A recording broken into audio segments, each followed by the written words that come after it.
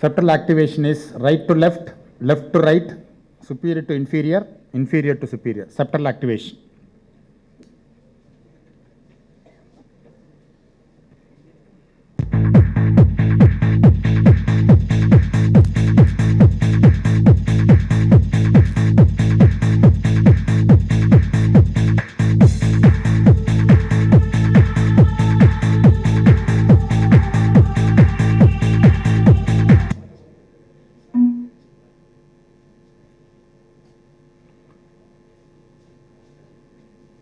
Excellent.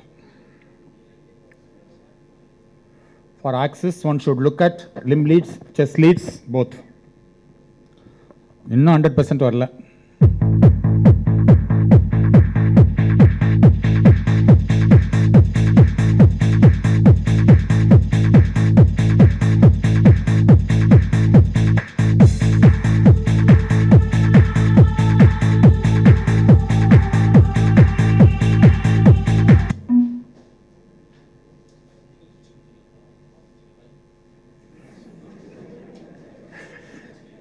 Still it's eluding.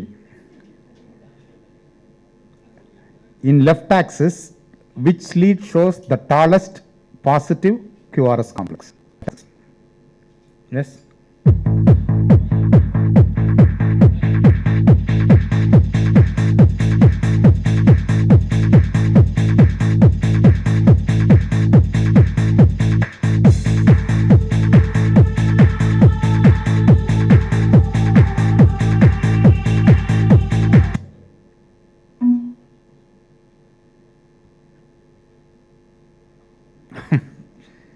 AVL. L1 has tallest positive QRS complex. L1 has got tallest positive QRS complex. Axis is 30, 60, 90, 0.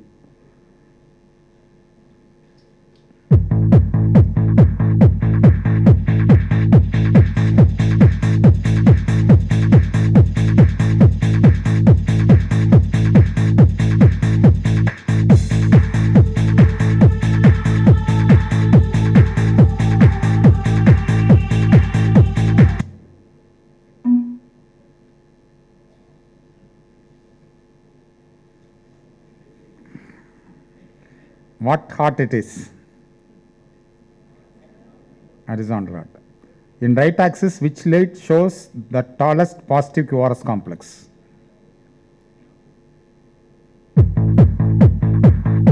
I cannot put more easier questions than this.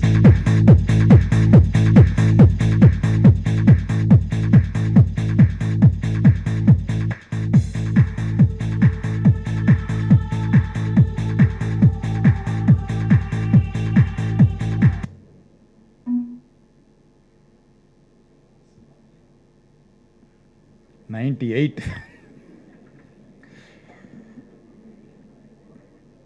Commonest cause of left axis.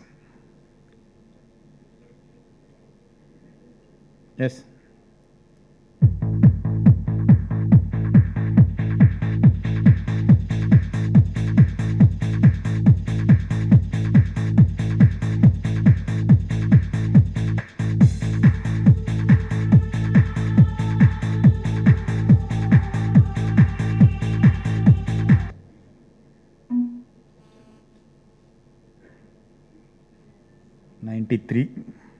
Left anterofascicular block.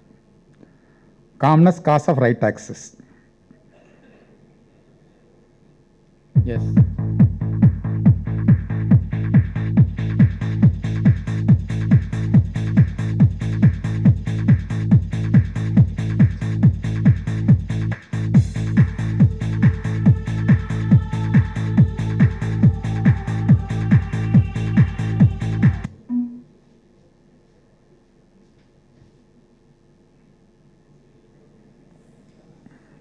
So 1% is, I know somebody is doing. Right. So now we have finished the basics. Now only we have finished the basics. Now only we are entering the abnormalities. From this on, we are entering into the abnormalities of various disease situations. First thing is to look at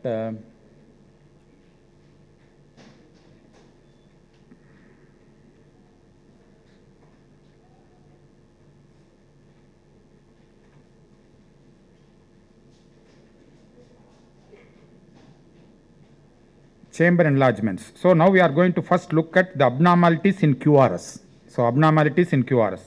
The first abnormality in QRS is its amplitude. QRS and P wave is its amplitude. So we are first going to look at the atrial enlargements first. So although before the echo era, ECG is used to diagnose chamber enlargement, but after the echo, ECG has taken a back seat in the diagnosis of chamber enlargement because echo is more sensitive and specific investigation to diagnose chamber enlargement.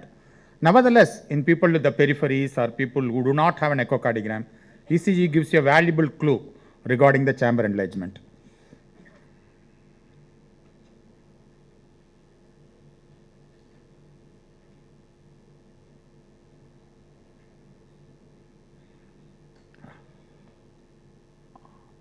So it's very simple principle. So whenever there is a chamber enlargement, the larger muscle mass is going to pull your net vector towards it. So that is the principle. So if it is a left ventricular hypertrophy, your left-sided leads are going to show a large amplitude. Right ventricular hypertrophy, right-sided leads are going to show the large amplitude. So this is your basic principle of the chamber enlargement. Once again, the caveat. What is the caveat?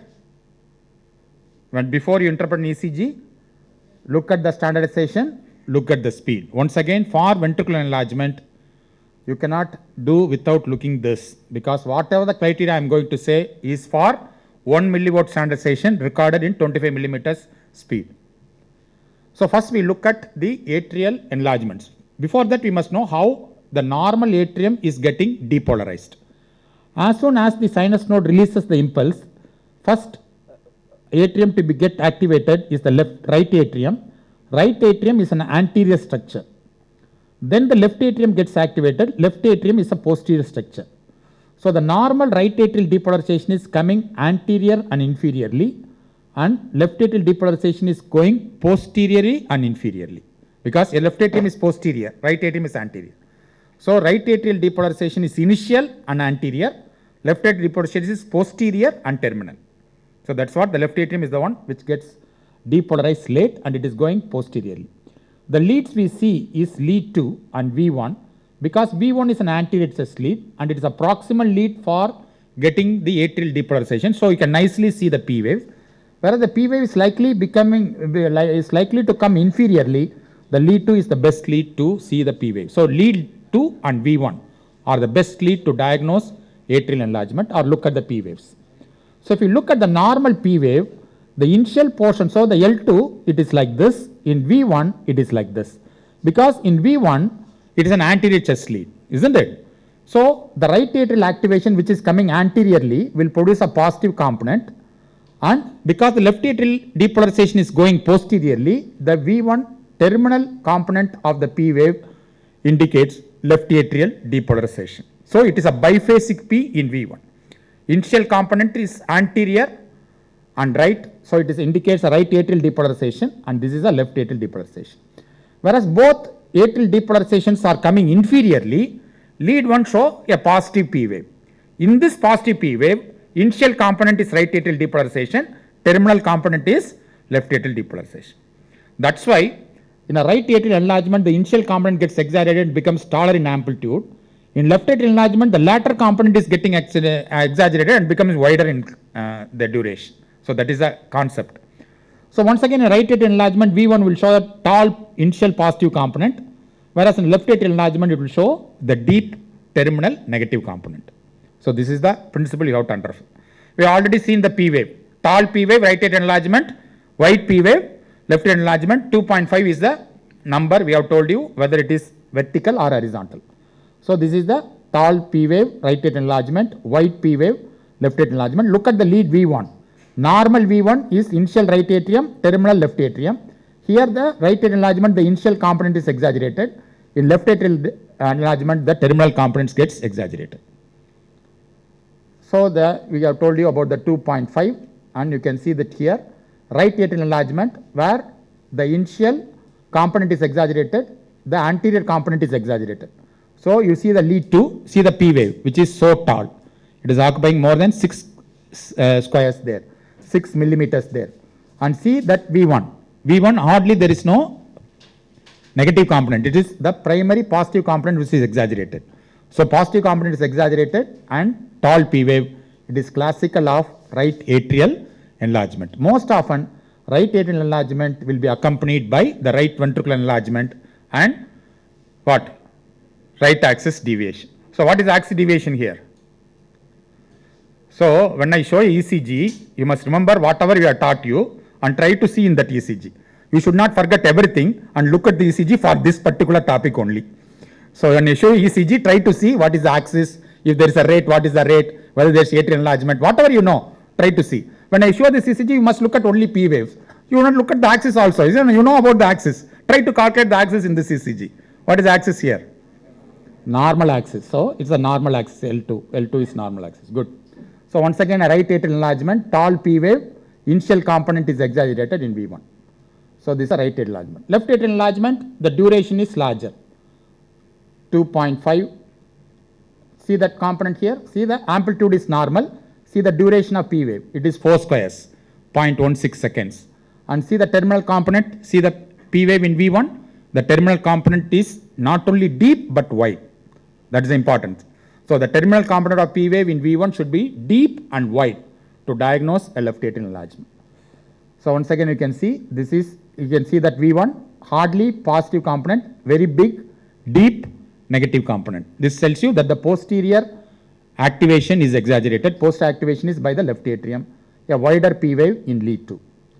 So the biatrial enlargement, the tall and broad P waves, indicating both right atrial and left atrial enlargement. So the both initial component and the terminal component is exaggerated in biatrial enlargement.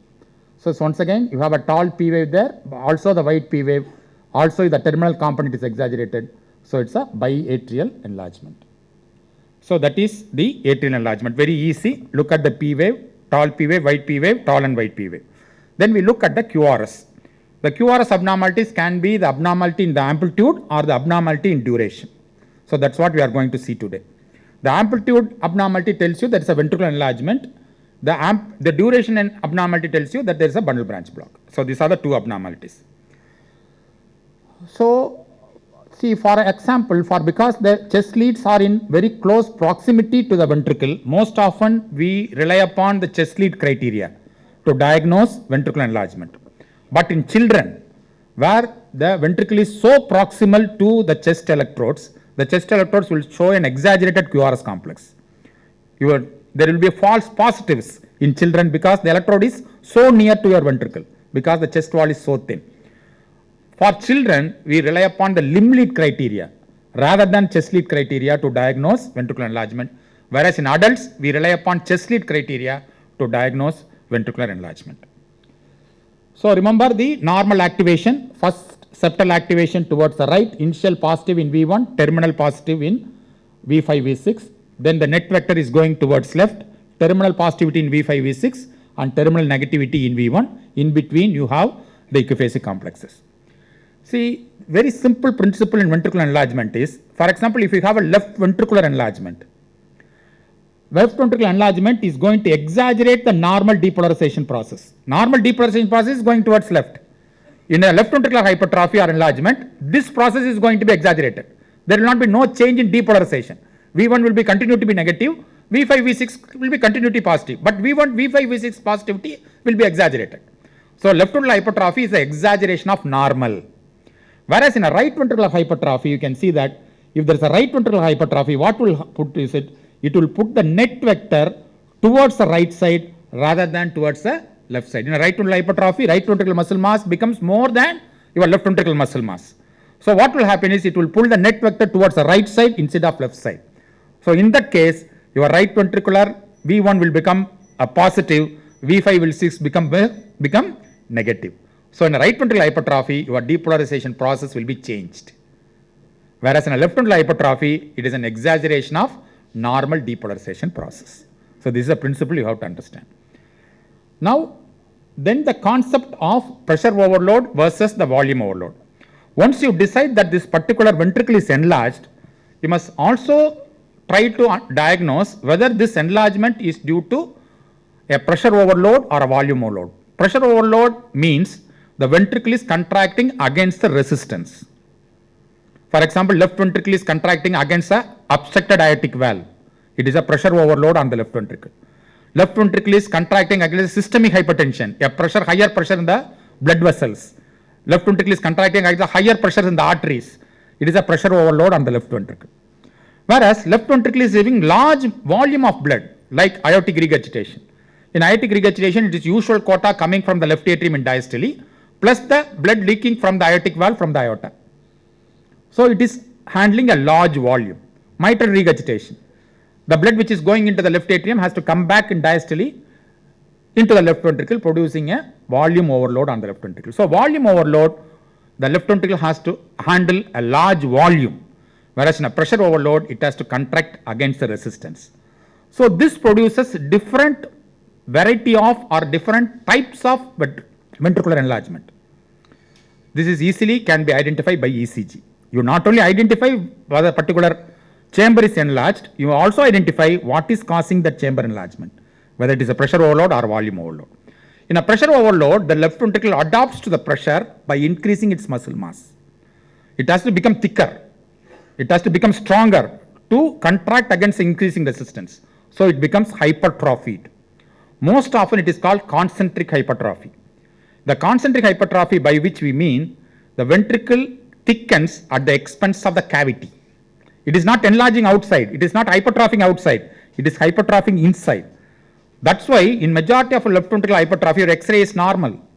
Heart size is normal. In spite of that, the patient will go for pulmonary edema because of severe left ventricular hypertrophy which is happening inside.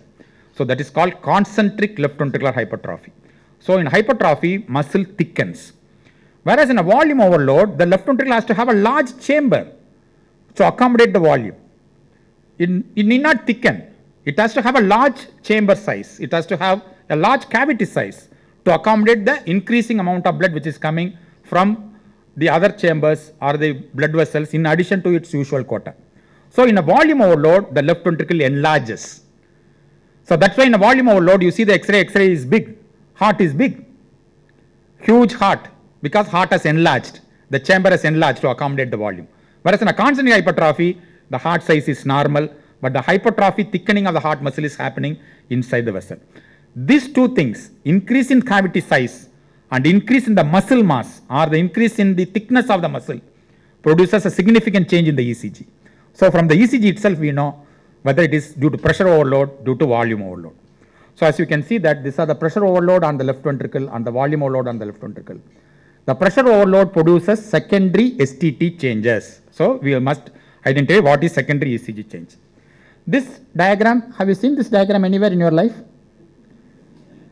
This you have seen, no? The first class. So this is the ECG. So we have told you that in a pressure overload, what happens is muscle mass is so thick, isn't it? When the muscle mass is so thick, what has happened to the endocardium to epicardium? Depolarization happened from the endocardium to epicardium normally, isn't it? Depolarization happens from endocardium to epicardium. When the muscle mass is so thick, the depolarization takes a long time to reach the epicardium, isn't it? Now muscle mass is so thick, so it has to travel a long distance from the endocardium to epicardium to reach. So here the depolarization process is delayed because of the larger thick muscle mass. So normally the repolarization has to begin after the depolarization has reached the epicardium, and the repolarization has to start from the epicardium to come back to the endocardium so that your T wave is upright. Because the depolarization is delayed here, the repolarization cannot wait for this fellow to go and reach and come back. So the repolarization starts from endocardium itself.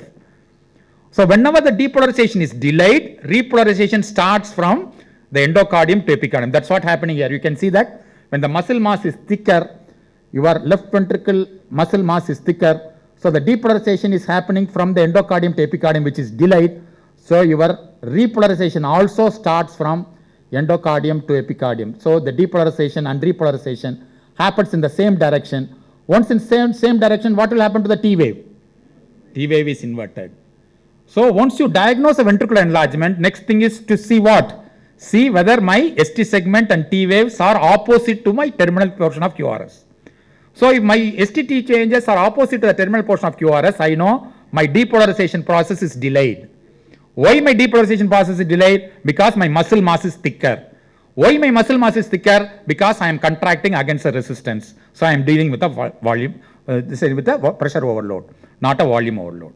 So in a pressure overload situation, the ventricle muscle mass is thicker, producing a large amplitude QRS complex. Your ST segment and the T wave is opposite to the QRS complex because depolarization and repolarization happens in the same direction. Here, the repolarization abnormality is because of depolarization abnormality, isn't it? It is because the depolarization is delayed, repolarization is happening in the same direction. That's why it is called secondary ST-T changes. It is called secondary because it is secondary to a depolarization abnormality. So whenever the depolarization is delayed, ST segment and the T wave will be opposite to the terminal portion of the QRS complex. So once you have diagnosed by the voltage criteria, you diagnose ventricular enlargement. For example, voltage criteria here tells you ventricular enlargement. Next thing what you must see the ST segment and T wave. The ST segment and T wave, the ST segment is depressed and the T wave is inverted, then it is a secondary ST-T change. No, this hypertrophy, this enlargement is due to hypertrophy and it is due to pressure overload. So look for conditions of pressure overload. Only two conditions: left ventricular outflow obstruction, systemic hypertension. Right ventricular outflow obstruction, pulmonary hypertension. So there are only two reasons, whether the right ventricle is contracting against resistance or left ventricle is contracting against resistance. RVOT obstruction or LVOT obstruction, systemic hypertension or pulmonary hypertension. These are the things which will produce a pressure overload on the left ventricle and the right ventricle. Whereas when the patient has got a volume overload, here the ventricle has to dilate, but the muscle is not thickening. Only the cavity size gets enlarged. When the cavity size gets enlarged, you have a large amplitude QRS because the cavity is big. But the muscle mass is normal. That means your depolarization and repolarization will continue to occur normally because muscle mass is not enlarged. So your depolarization is not going to be delayed. So in this situation of a dilated ventricle, normal wall size, the depolarization will happen from the endocardium to epicardium and the repolarization will happen from epicardium to endocardium. So that means what will happen to your T wave? T wave will continue to be normal or upright when the QRS is upright. So you have a voltage criteria for diagnosing a left ventricular enlargement, but your T wave is upright. You know, it is not pressure hypertrophy, it is a volume overload. So you have to look for conditions like mitral regurgitation, aortic regurgitation, or a patent ductus arteriosus sub-EST, which can produce a volume overload on the left ventricle. Do you understand? So pressure overload and volume overload are decided by looking at the secondary ST-T changes. When the secondary ST-T changes are there, it is hypertrophy. When the secondary ST-T changes are not there, it is dilatation. Dilatation is volume overload, hypertrophy is pressure overload. Is that clear? So pressure overload and volume overload, you look at the ST-T changes. So they are called as secondary ST-T changes because they are occurring secondary to a depolarization abnormality. So whenever you have this type of T wave inversion, you have to differentiate between other condition which is called primary T wave inversion. The primary T wave inversion happens in ischemia. So whenever the T wave is inverted, we must know whether it is the secondary T wave change due to depolarization abnormality or due to ischemia primarily affecting the repolarization process. So for that you have to look at the contour of the ST segment and the T wave. If the ST segment and the T wave, the ST segment is downsloping and the T wave inversion is asymmetrical, by which I mean descending limb of the T wave is different from the ascending limb of the T wave. Whereas in ischemia, you will have a well-formed ST segment like this and T wave is symmetrical. Symmetrical T wave means descending limb is equal to ascending limb. So the downsloping ST segment with the asymmetrical T wave inversion is secondary T wave change. With a well-formed ST segment with a symmetrical T wave inversion is a primary T wave change due to ischemia. So we will be going through this tomorrow also when we deal with the coronary heart disease, but just remember. So now we see that in a left ventricular hypertrophy due to pressure overload, your ventricular muscle mass becomes thicker. So it is an exacerbation of normal depolarization process. Means what is the normal amplitude of QRS in V5, V6? Not is the normal amplitude V5, V6. Above which number it cannot go? 26. So here what will happen is because the left ventricle is hypertrophied, the V5, V6 QRS complex will be more than 26 millimeters. So large QRS amplitude will be there in V5, V6 because it's an exaggeration of normal. So left-sided vectors are now exaggerated. So there is a large QRS complex. But when you look at the T wave, there is a downsloping ST segment with the asymmetrical T wave inversion. then you know this increase in voltage is due to pressure overload. Think of condition like hypertrophic cardiomyopathy, aortic stenosis, or systemic hypertension. So there are many criteria. I want you to remember only one criteria. One is when your S wave in V1 plus R wave in V5, V6. S wave in V1 plus R wave in V5, V6 exceeds 35 millimeters. You diagnose a left ventricular enlargement. So the voltage criteria, this is called V1 S wave, R wave in V6 more than 35 millimeters, or R wave in V5, V6 itself is exceeding 26. This is what I told you. It should not exceed 26 in V5, V6. Or for children, what criteria you must use? Limb lead. So you must know what is the limb lead criteria. Limb lead criteria is AVL more than 11 millimeters. This is a limb lead criteria. So there are two chest lead criteria, one limb lead criteria. 35 S1, SV1, or V5, V6 more than 35, or itself in V1, V5, V6 more than 26, or in AVL more than 11. This is to diagnose left ventricular hypertrophy. Once you diagnose this, then what you must do? You must look at the STT changes. See whether there is a secondary STT change to decide whether pressure overload or volume overload. So you can see that here, the ECG I show you, you can see that here now. Now look at the ECG. So what is the amplitude here?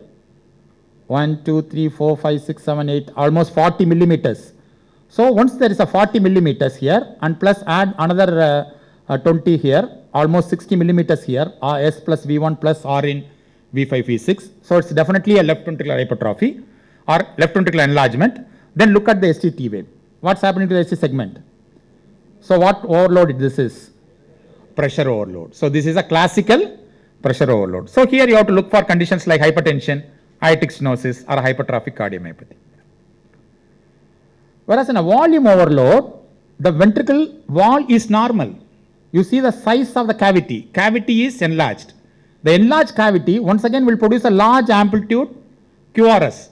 But because the wall is normal, depolarization is happening from endocardium to epicardium. Repolarization happening from the epicardium to endocardium. Your T wave is normal. So in the presence of a voltage criteria, normal T wave, you know it is a volume overload.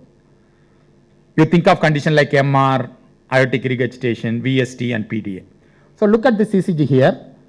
We can see the large amplitude QRS once again. You see the voltage criteria RS in V1 plus R in V5, V6 should exceed more than 35. Here R in V5, V6 itself is more than 35 millimeters. So definitely left ventricular enlargement is there.